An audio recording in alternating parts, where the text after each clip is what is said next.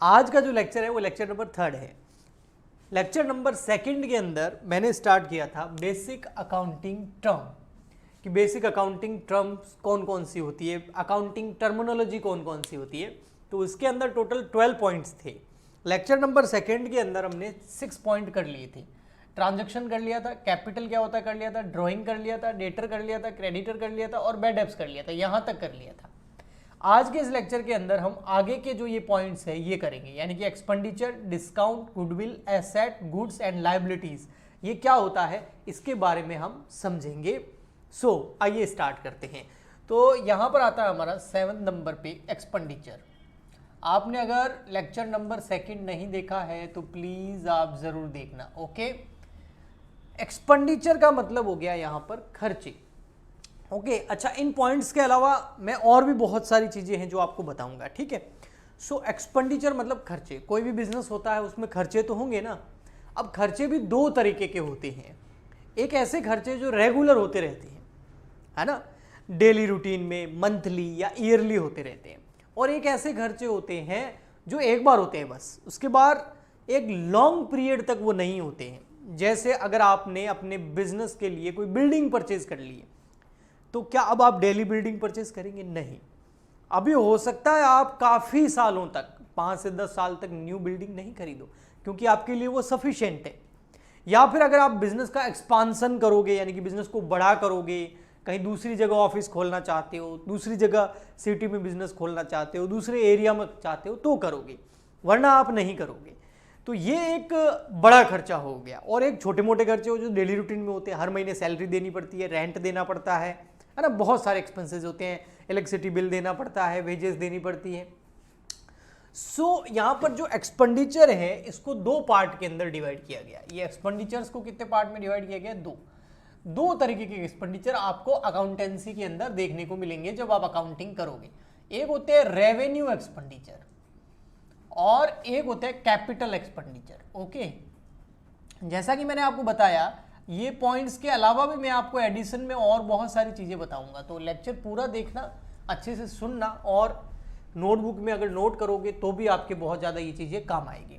अब देखो, revenue expenditure जो होते हैं ना, ये ऐसे एक्सपेंडिचर होते हैं जो बिजनेस के अंदर उसको डेली जब ऑपरेट करते हैं ना, तो उस डेली ऑपरेट करने में बहुत सारे खर्चे हो जाते हैं, डेली ऑपरेशन में होते हैं। ये खर्चे का बेनिफिट, कोई भी खर्चा करते हैं तो बेनिफिट मिलता है कि नहीं मिलता है?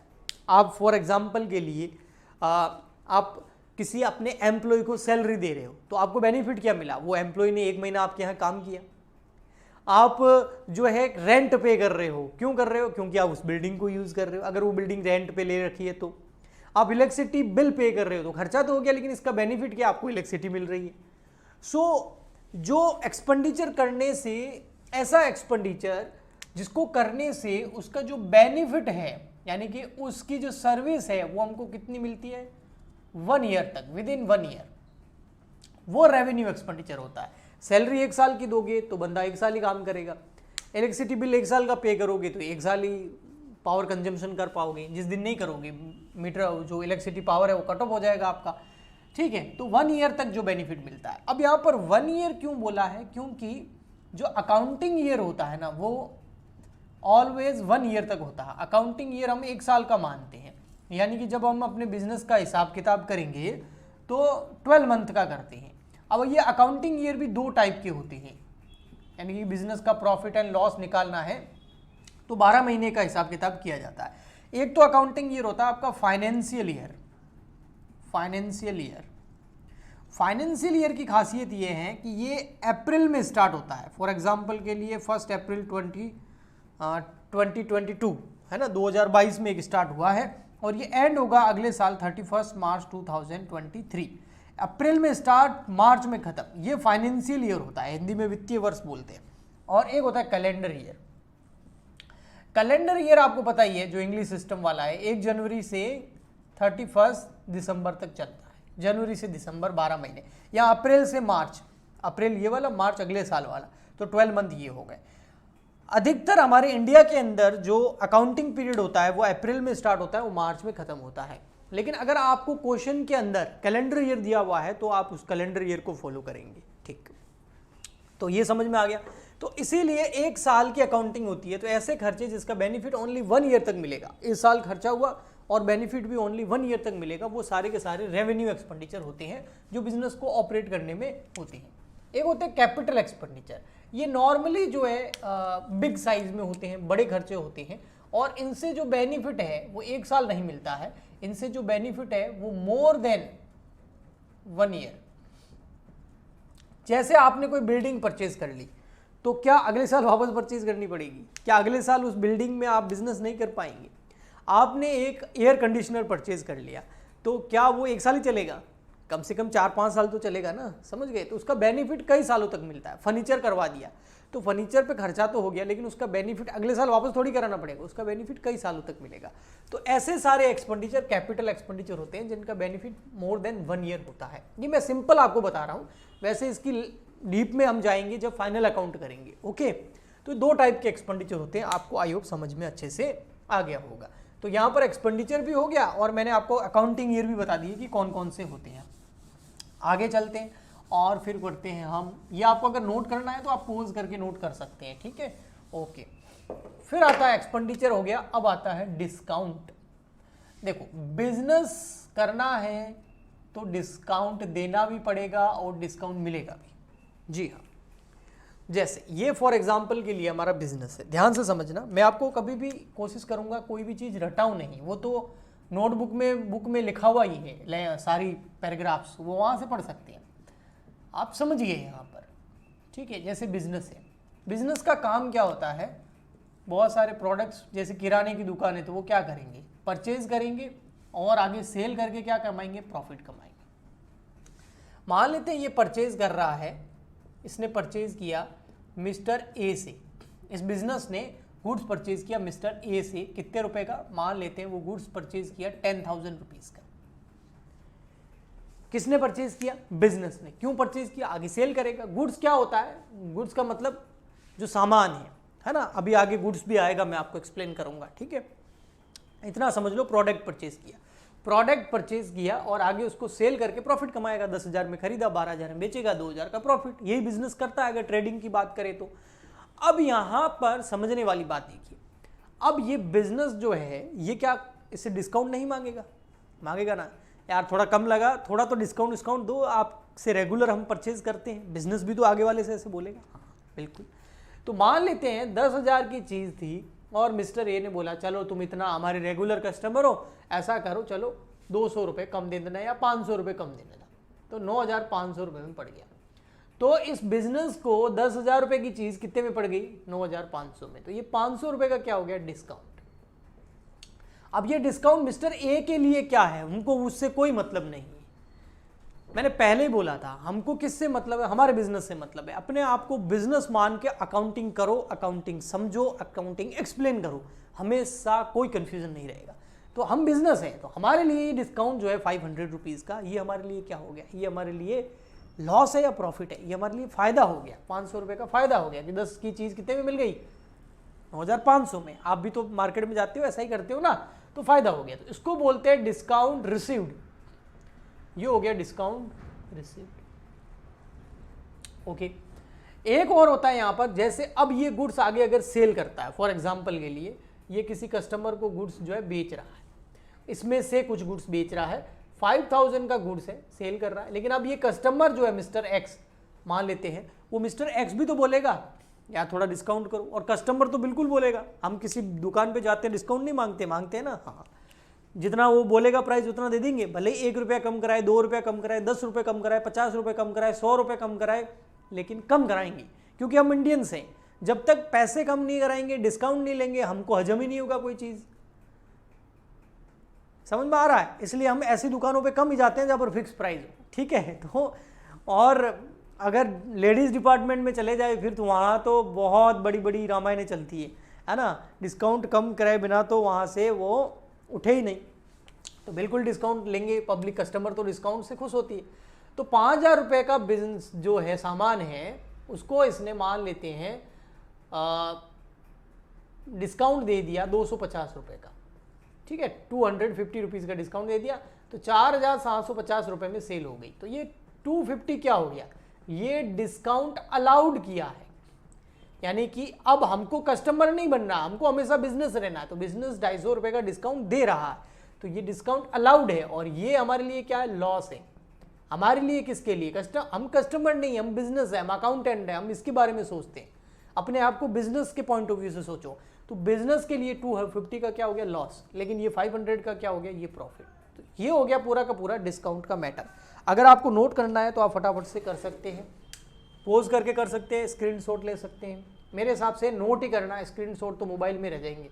ओके, चलिए ये डिस्काउंट वाला मामला हो गया, मैं हटाता हूं, नेक्स्ट चलते हैं आगे।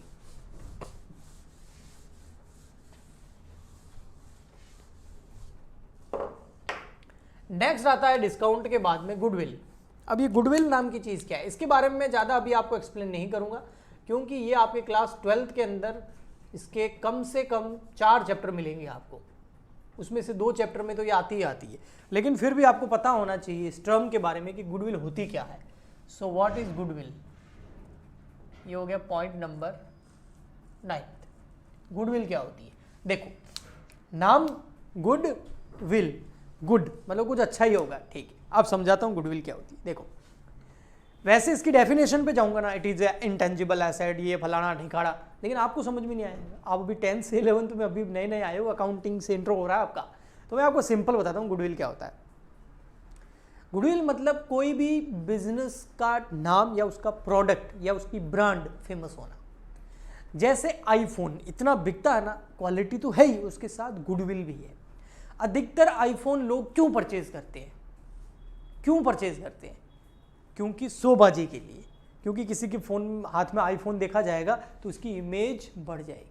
तो ये आईफोन जो है वो फोन तो है ही, उसके साथ में गुडविल है जिसकी वजह से वो इतना चल रहा है। मैं सिंपल करता हूँ, आपके घर के आसपास में कोई शॉप होगी, खाने पीने का कोई रेस्टोरेंट ले लो या कोई नमकीन की शॉप ले लो, है ना, तो काफ़ी सारी होंगी, काफ़ी सारे रेस्टोरेंट आपने देखे होंगे। एक जगह बहुत भीड़ लगती है, एक जगह बिल्कुल नहीं लगती है।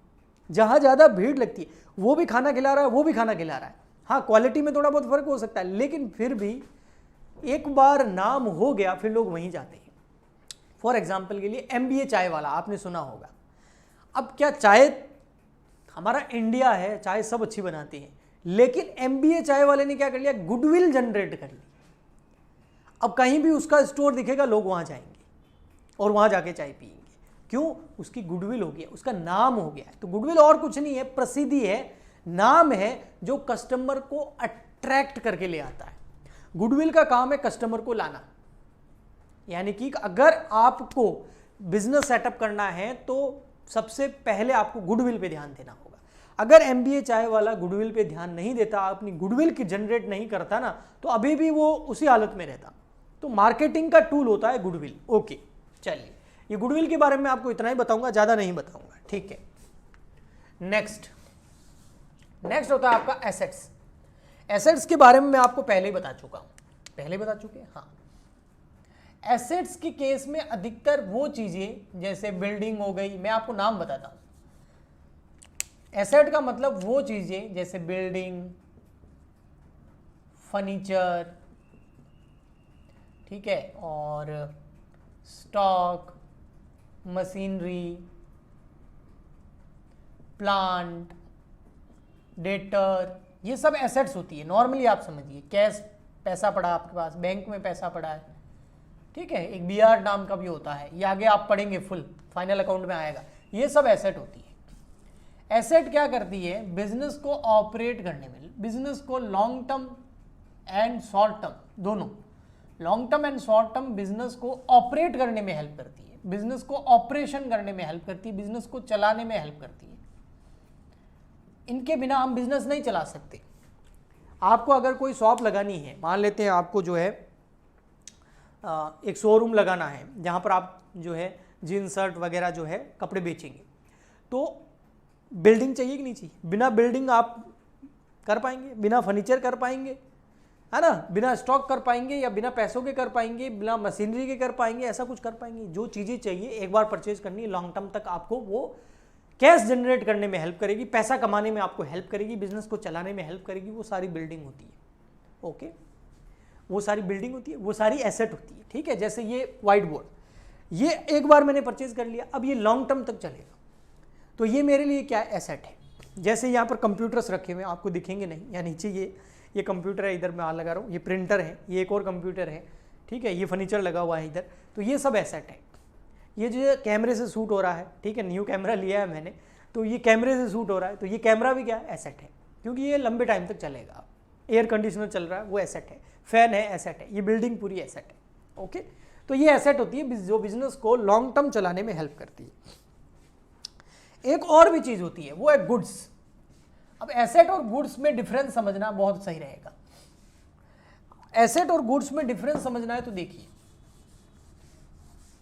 आपको सिंपल समझ में आएगा, कभी भी भूलोगे नहीं। जैसे ये बिजनेस है, बिजनेस अगर कोई भी चीज परचेज करता है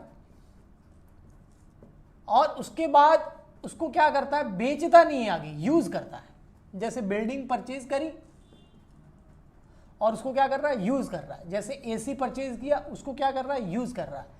जैसे कोई फर्नीचर परचेज किया, उसको क्या कर रहा है, यूज कर रहा है। जैसे कोई कंप्यूटर परचेज किया, उसको क्या कर रहा है, यूज कर रहा है। जैसे लैपटॉप परचेज किया, उसको क्या कर रहा है, यूज कर रहा है। जैसे कैमरा परचेज किया, उसको क्या कर रहा है, यूज कर रहा है। तो ये सब एसेट है। एसेट परचेज करके बिजनेस के अंदर यूज की जाती है ताकि बिजनेस बढ़े। ओके, अब आते हैं गुड्स पर। 11 नंबर, गुड्स। गुड्स क्या होता है? गुड्स के मामले में उल्टा है। गुड्स में क्या होता है, वो चीज सारी गुड्स हैं जिसको बिजनेस क्या करता है, परचेज करता है, और परचेज करने का ऑब्जेक्टिव, उद्देश्य, पर्पस सेल करके प्रॉफिट कमाना है। जैसे प्रॉपर्टी डीलर है, उसका काम क्या है, प्लॉट्स, बिल्डिंग्स परचेज करके यूज करता है, वो नहीं, आगे सेल करता है। तो अब बिल्डिंग जो है, प्लॉट्स जो है, लैंड जो है, उसके लिए एसेट नहीं है, गुड्स है। जैसे मैं एयर कंडीशनर परचेज करता हूं और उसको यूज करता हूं बिजनेस के अंदर, मैं कैमरा परचेज किया, लैपटॉप परचेज किया, उसको यूज कर रहा हूं ताकि बिजनेस ऑपरेट करने में ये चीजें हेल्प करें, तो ये सब एसेट है। लेकिन एक इलेक्ट्रॉनिक शॉप वाला, दुकान वाला, शोरूम वाला कोई एयर कंडीशनर परचेज करता है, क्यों, यूज करने के लिए नहीं। यूज एक दो कर सकता है, बाकी ज्यादा अगर वो परचेज कर रहा है कंटिन्यू में, वो क्या करेगा, उसको सेल करेगा। एक कैमरे की शॉप वाला कैमरा परचेज करके अधिकतर क्या करता है, सेल करता है। तो ऐसा कोई भी आइटम जिसको अगर परचेज करके यूज कर रहे हो तो वो आपके लिए मैक्सिमम केस में एसेट होती है। और ऐसा कोई भी प्रोडक्ट जिसको परचेज करके सेल कर रहे हो, परचेज करते टाइम आपका ऑब्जेक्टिव क्या है, यूज करना है, एसेट है। परचेज करते टाइम आपका ऑब्जेक्टिव क्या है, सेल करके प्रॉफिट कमाना, तो उसको गुड्स बोलते हैं। एक किराने की दुकान के अंदर जितना भी सामान रखा होता है वो उसके लिए क्या है, गुड्स है, क्योंकि वो उसको सेल करेगा। लेकिन किराने की दुकान के अंदर एक फ्रीजर रखा हुआ है जिसके अंदर आइसक्रीम रखी हुई है, वो फ्रीजर उसके लिए क्या है, एसेट है, क्योंकि वो उसको सेल नहीं करेगा। लेकिन इलेक्ट्रॉनिक शोरूम में चले जाओ, वहां पर बहुत सारे फ्रीज रखे हुए हैं, वो फ्रीज इलेक्ट्रॉनिक शोरूम वाले के लिए क्या है, गुड्स है, क्योंकि वो यूज नहीं करेगा, उसको सेल करेगा। तो आई होप आपको समझ में आ गया होगा एसेट और गुड्स क्या होता है। लाइट चली गई है, सॉरी, बट देखिए हम आगे करते हैं। आगे नंबर लास्ट पॉइंट है हमारा, लायबिलिटीज। लायबिलिटीज क्या होती है, आइए देखते हैं। लायबिलिटीज, लायबिलिटीज का मतलब ऑब्लिगेशन। अभी आप इतना समझ लो, या आप समझ लो उधारी। अगर आपका फ्रेंड आपसे 500 रुपये, 1000 रुपये मांगता है क्योंकि आपने उससे उधार लिए हैं, तो अब आपकी लायबिलिटी है कि उसको वो पैसा लौटाओ, तो ये लायबिलिटीज होती है। तो बिजनेस भी कई बार बैंक लोन लेता है, लोगों से उधार लेता है, ओनर कैपिटल लगाता है, बहुत सारी लायबिलिटीज बिजनेस के अंदर भी होती है। ओके, सो लायबिलिटीज ऑब्लिगेशन होता है, इसके अंदर आपकी लायबिलिटीज के अंदर कैपिटल आता है, लोन हो गया, बैंक ओडी हो गया, ये भारी भारी वर्ड अभी मैं नहीं लिखाना चाहता, लेकिन फिर भी आप बोलो तो बिल्स पेबल हो गया, क्रेडिटर्स हो गया, ठीक है। ऐसे बहुत सारी लायबिलिटीज आगे आपको देखने को मिलेगी। सो ये अकाउंटिंग टर्मिनोलॉजी खत्म हो गई है। आगे वाले लेक्चर में हम इसको और कंटिन्यू करेंगे, आप इसको नोट कर सकते हैं। लाइक, शेयर, सब्सक्राइब जरूर करें ताकि मुझे भी थोड़ा मोटिवेशन मिलेगा।